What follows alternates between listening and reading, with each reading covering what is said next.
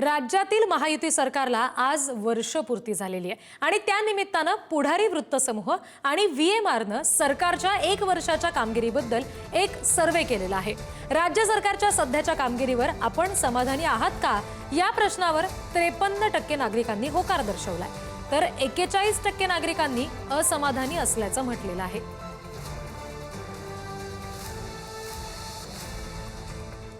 सध्याचे मुख्यमंत्री देवेंद्र फडणवीस यांच्या कारभारावर नागरिक समाधानी असल्याचं स्पष्टपणे दिसतंय।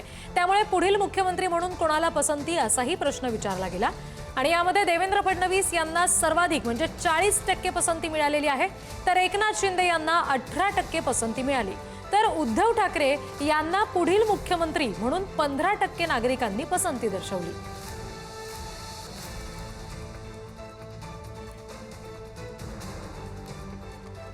ग्राफिक्सच्या माध्यमातून आणखी तपशील बघूयात।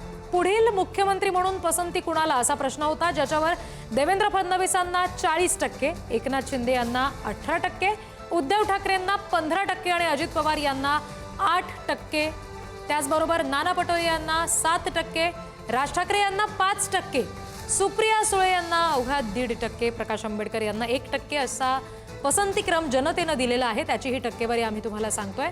पुढारी आणि व्हीएमआरचा हा सर्वे आहे। दुसरा प्रश्न होता, सर्व पक्ष स्वबळावर लढले तर कुणाला पसंती, याच्यामध्ये भाजपला 35%, काँग्रेसला 20%, शिंदेच्या शिवसेनेला 13% आणि ठाकरेंच्या शिवसेनेला 12% पसंती नागरिकांनी दिलेली आहे।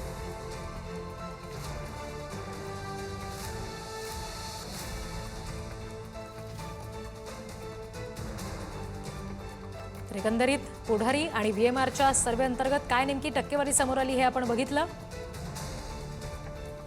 सरकारच्या कामगिरीवर समाधानी आहात का असा प्रश्न होता, ज्याच्यावर 53% लोकांनी हो म्हटलंय, 41% लोकांनी नाही म्हटलंय आणि 6% लोकांनी सांगता येत नाही हा पर्याय निवडला। पुढारी आणि व्हीएमआरचा हा सर्वे बघतोय आपण। त्याच्या पुढचा प्रश्न होता, सरकारवरील भ्रष्टाचाराच्या आरोपांबद्दल काय मत आहे। सरकार अजिबात भ्रष्ट नाही असं 40% लोकांचं म्हणणं आहे, सरकार प्रचंड भ्रष्ट आहे असं 32% लोक म्हणतायत आणि भ्रष्टाचार असतोच असं 19% लोकांनी म्हटलंय।